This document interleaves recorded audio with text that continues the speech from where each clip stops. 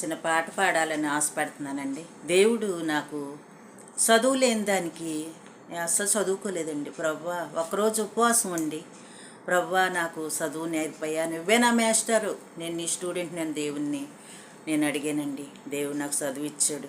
నేను ఇప్పటికి 19 పాటలు రాసుకున్నాను. నేను సొంతంగా దేవుడిచ్చిన తలంతుని బట్టి నేను చిన్న చరణం పాడి మీకు వినిపిస్తాను.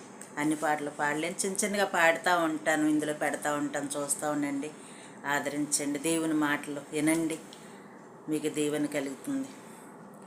గమ్యమేదో తెలుసుకో క్రైస్తవా, ఓ క్రైస్తవా, గమ్యమేదో తెలుసుకో క్రైస్తవా, ఓ క్రైస్తవా, ఈ లోకం ముళ్ళబాట, విశ్రాంతి లేని చోట, ఈ లోకం ముళ్ళబాట, విశ్రాంతి లేని చోట, యేసయ్యే జీవపు బాట, పరలోకం చేర్చుమాట, యేసయ్యే జీవపు బాట, పరలోకం చేర్చుమాట, గమ్యమేదో తెలుసుకో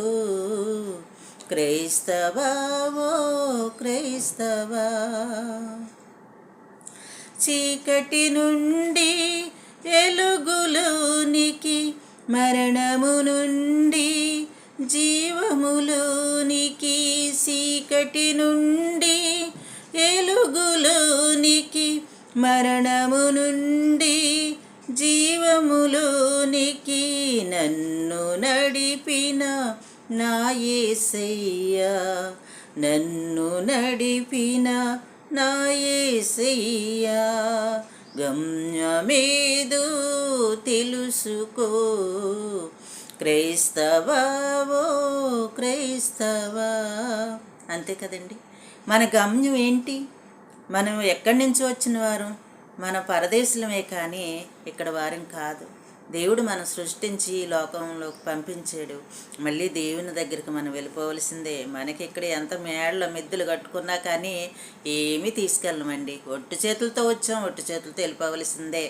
అందుకని దేవుణ్ణి తెలుసుకొని ఈ లోకంలో ఏమీ లేదు, అంత వ్యర్థమే అన్నట్టు ఇంకో శరణం కూడా ఉంది. ఈ వీడియో పెద్ద అయిపోద్దని నేను కొంచెం 2 చరణాలు పాడాను. దేవుడు మిమ్మల్ని దీవించిన